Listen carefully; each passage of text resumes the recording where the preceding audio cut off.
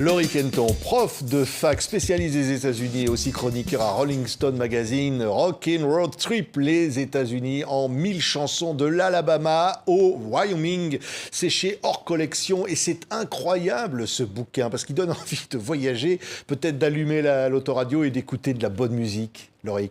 Eh bien oui, on n'est pas obligé de prendre sa Mustang et d'aller prendre l'avion. On peut simplement ouvrir, se mettre sur son canapé et puis se laisser porter par l'imaginaire qui est véhiculé à la fois par le livre, mais avant tout par les chansons. Parce que c'est de l'imaginaire. Beaucoup de gens qui écrivent ces chansons sur des lieux n'ont jamais mis les pieds là-bas, mais imaginent ou racontent ce que ça pourrait être. Et donc, nous, on voyage avec depuis 50 ans. Donc là on prend, c'est presque un guide de voyage. Hein. On va dans les régions, des villes, et à chaque fois, il y a des chansons, leur histoire, qui nous racontent les États-Unis et qui racontent aussi l'histoire de la musique américaine.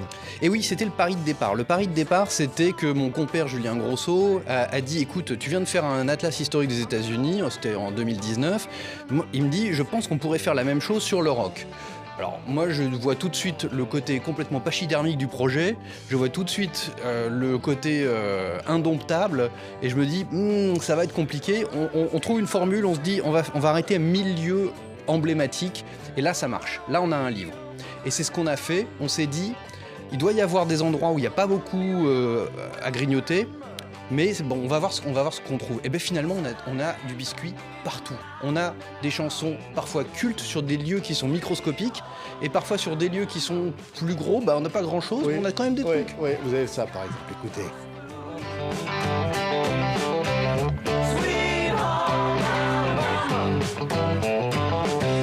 Ça, je vous apprends rien, Lynyrd Skynyrd, hein.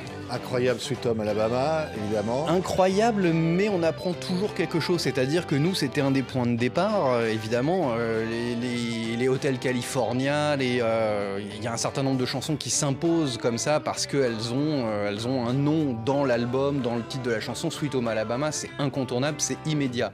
Et en même temps, il y a quelque chose qu'on découvre, c'est que ça n'est pas une défense irréductible du vieux Sud confédéré contre ce vilain Neil Young qui est contre Southern Man et sa chanson Alabama. En fait, il y a une complicité implicite entre Neil Young et les gars de Lynyrd Skynyrd. Les fameuses vidéos qu'on voit un petit peu partout sur les plateformes, le chanteur Lynyrd Skynyrd, il a un t-shirt Neil Young. Donc en fait, il y a quelque chose de très second degré chez les deux. C'est incroyable, hein, on en apprend des choses. Tiens, on va écouter un truc où je ne m'attendais pas à entendre ce son de guitare pour parler de l'Arizona. Alors, l'Arizona, ça résonne comme ça. Hein, écoutez.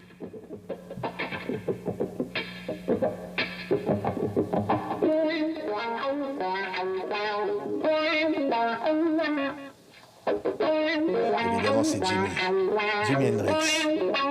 Ouais. Évidemment, avec une petite nuance. Ça, c'est Voodoo Child Slight Return, qui est à la fin du disque.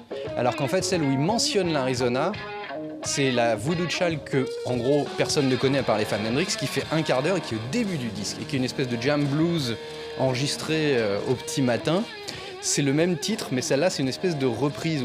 L'Arizona n'est pas mentionné dedans. C'est ce qui fait en fait la spécificité de notre livre, c'est qu'on n'utilise que les chansons qui mentionnent un lieu. Pourquoi est-ce que Jimi Hendrix parle d'Arizona ? Le sait-il seulement ? Probablement parce que sa chanson est complètement psychédélique et que ça évoque les grands espaces, des couleurs, des déserts, ce genre de choses qui sont propices à la méditation, à l'évasion et peut-être à certaines substances. Quel incroyable bonheur, finalement, ce rêve américain. On entendait ça, tiens, on va entendre une autre voix. Moi que j'adore, je l'ai prise parce que, bon, évidemment, c'est la Californie. Il y a tellement de chansons de musique qui viennent de la Californie. Je me disais, tiens, celle-là, Roy Orbison, qui chante California Blue, merveilleux Roy Orbison, son dernier album de son vivant. Et ça, c'est le rêve américain, la Californie, hein. C'est la pointe du rêve américain, c'est-à-dire qu'on ne peut pas faire plus à l'ouest, on peut faire Hawaï, mais globalement c'est vraiment le lieu où on arrive, parce qu'après il y a le Pacifique, mais c'est le lieu où depuis les pionniers, depuis la ruée vers l'or, c'est là où on peut réussir. On ne va pas réussir forcément, hein. Il y a beaucoup d'histoires d'échecs finalement et d'apprentis actrices qui restent serveuses toute leur vie, mais c'est là où on peut le faire, à Hollywood, dans la Silicon Valley, il y a plusieurs carrières possibles et c'est un lieu d'espoir et parfois d'espoir déçu, mais c'est là où mène la route. Ouais, écoutez, Roy Orbison. California blue. Every day I pray. Ouais, chaque jour qui passe, c'est évidemment le rêve de Roy Orbison, une voix magnifique. Le Connecticut. Alors il y a plein de chansons, évidemment, il y a toutes les régions. Tiens, on en a choisi une comme ça, avec évidemment la voix d'un chanteur légendaire américain. Le Connecticut amène quelque chose, tiens, par exemple, comme Peace Fog. Ouais, Morrison Hotel, les Doors. Chicago. Ah, il parle de Chicago. She claims and follow with me. Et en fait, il mentionne un certain nombre de lieux où il y a eu des émeutes étudiantes ou des problèmes politiques, des confrontations. Chicago, c'est la convention démocrate de 68 qui se termine en pugilat dans le centre de convention et à l'extérieur.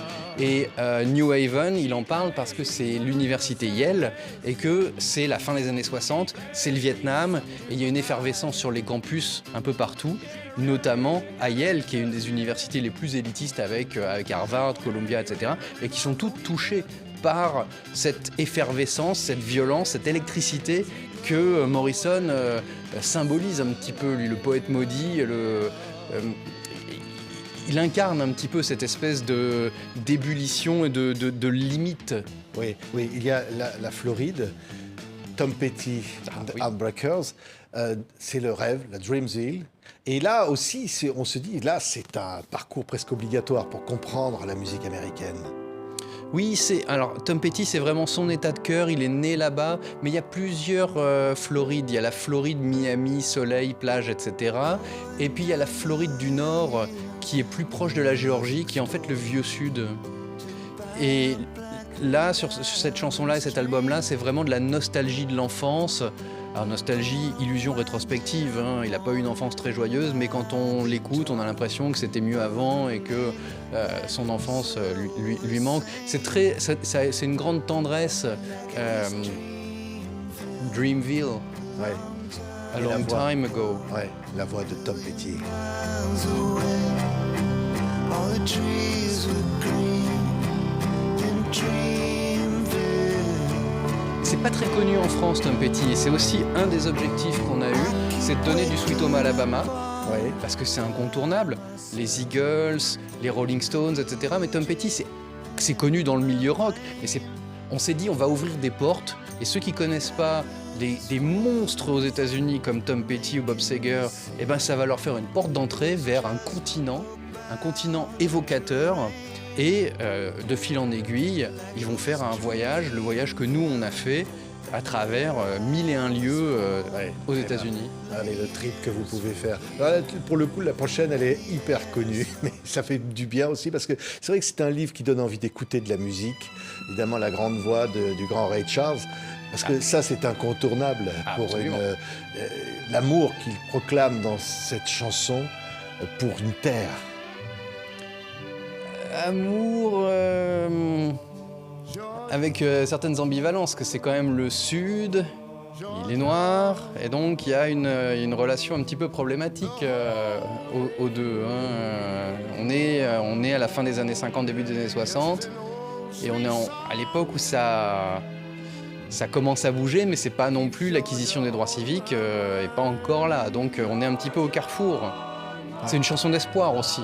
Ouais, Georgia, in my mind. I said, Georgia, Georgia, a song. Le rock and roll. Voilà, l'inventeur du rock and roll, il va nous amener lui en Louisiane. Vous vous doutez peut-être, parce que là on a choisi comme ça, évidemment, vous avez vu, c'est voilà, 1000 chansons, donc il fallait faire des choix. Ça c'est quand même un choix qui fait du bien, hein, c'est Chuck Berry. Là c'est vraiment l'Amérique profonde. Chuck Berry vient pas de Louisiane, mais il situe son histoire de Johnny B. Good en Louisiane parce que c'est aussi le creuset. Comme vous avez dit, l'inventeur du rock'n'roll, je me suis demandé si c'était pas Little Richard qui enregistre Tutti Frutti à la Nouvelle-Orléans. La Nouvelle-Orléans, c'est un creuset incroyable de tout ce qui arrive jusqu'au rock'n'roll. C'est-à-dire, à la fin des années 40, début des années 50, tout est enregistré à la Nouvelle-Orléans. C'est absolument vertigineux. Chuck Berry, il vient de Saint-Louis, il enregistre à Chicago, il n'est pas du tout de la Nouvelle-Orléans, mais il situe son histoire à la Nouvelle-Orléans parce que c'est là que se passent les choses. Ouais. Tac, vous allez écouter ça et j'allais presque dire lire le livre en écoutant ça.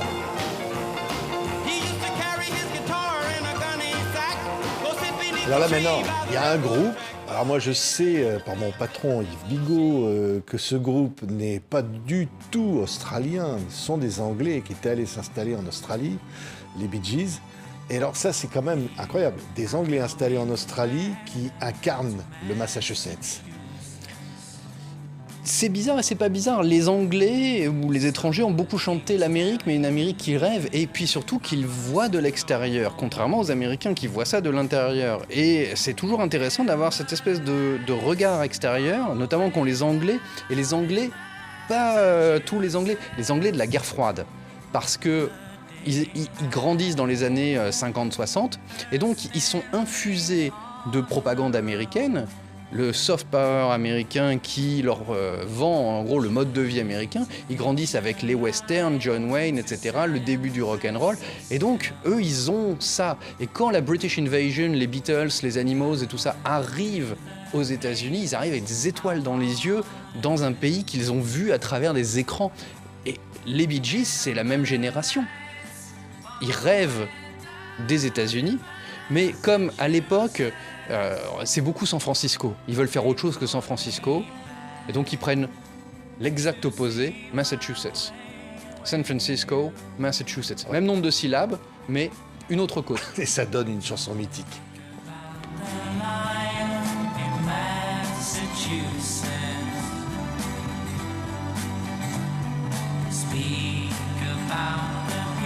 Alors, vous parliez à l'instant, Lauric, des Beatles. Tiens, John Lennon, évidemment, il est assassiné à New York.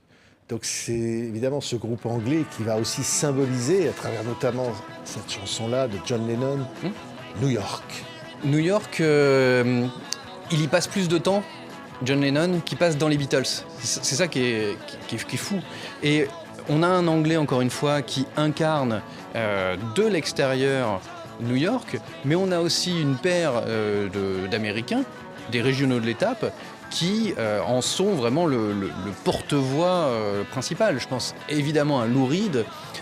On a dû un petit peu se faire violence pour limiter un petit peu la présence de Lou Reed dans notre état de New York, parce que c'est vrai qu'il cite des endroits parfois improbables, avec un grain extrêmement fin, une pizzeria, un endroit où on achète des glaces, etc., dans New York, dans chaque recoin de ces chansons. Et il y a les Ramones aussi. Et les Ramones quadrillent bien le Manhattan, le sud de Manhattan, un petit peu cradochon de la fin des années 70, où New York est une ville dangereuse, à feu et à sang, qu'on a du mal à imaginer maintenant. Quand on se promène du côté du CBGB actuellement, c'est Disneyland, c'est-à-dire que c'est très propre, touristique, etc. Le New York des Ramones à la fin des années 70, c'est ultra dangereux, et ça on a tendance à l'oublier, et on ne le voit plus. Ouais. Là, tout ça, c'est là. Écoutez, Lennon, New York.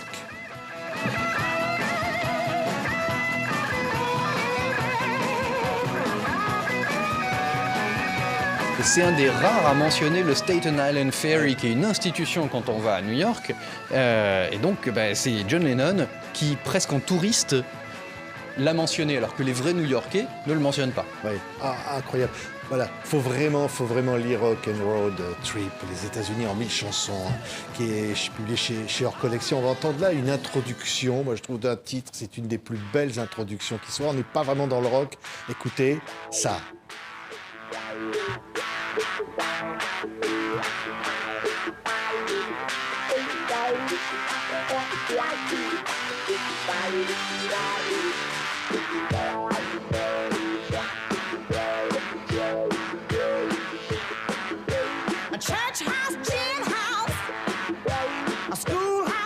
C'est Ike et Tina Turner, ça représente le Tennessee, Nutbush City Limits.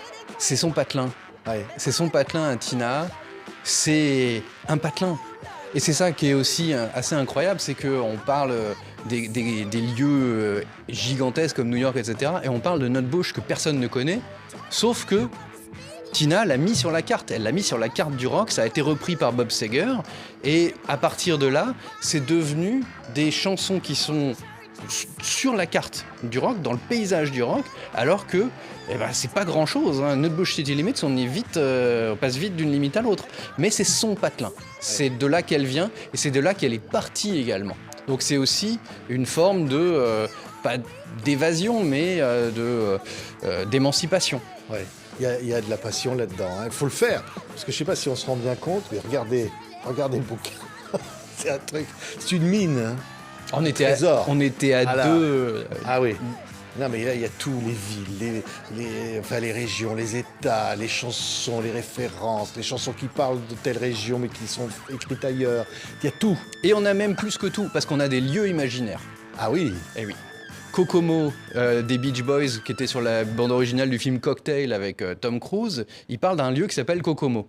Kokomo, qui est dans les Keys, dans les Florida Keys, ça n'existe pas. Il mentionne des tas de lieux qui existent dans les Keys et il parle de Kokomo qui n'existe pas. Il y a un Kokomo qui existe, c'est un patelin un peu plus triste qui est dans l'Indiana. Rien à voir avec les Keys, mais très important pour nous parce que c'est là que l'autoradio a été inventé. Pas de road trip sans autoradio. Oui. Et donc Kokomo. Alors voilà, ça, si vous partez aux États-Unis faire un trip rock'n'roll, vous amenez le bouquin et alors chaque fois que vous arrivez quelque part, vous prenez le bouquin, vous cherchez, vous dites tiens, allez on va écouter ça. On peut se faire un itinéraire. Vous faites un itinéraire. Oui, c'est ça. Une chanson par étape. On peut se dire tiens, qu'est-ce qu'il y a On peut faire dans un sens comme dans l'autre. On peut picorer. Faire un itinéraire en fonction des villes et regarder ce qu'il y a comme chanson, ou alors en fonction des chansons et regarder ce qu'il y a comme ville. Incroyable, hein. Voilà, regardez Laurie Kenton avec Julien Grosso, le Rock'n'Roll Trip, c'est vraiment, vraiment exceptionnel parce qu'il était avec un des plus grands guitaristes de l'histoire du rock. Alors lui, il va nous amener au Texas, parce que c'était chouette de finir par le Texas. C'est évidemment Texas Flood, c'est Stevie Ray Vaughan, merveilleux, disparu trop tôt aussi. Et se dire, c'est ça le rock, l'essence du rock, c'est cette terre, ça sent les pionniers, ça sent l'Amérique.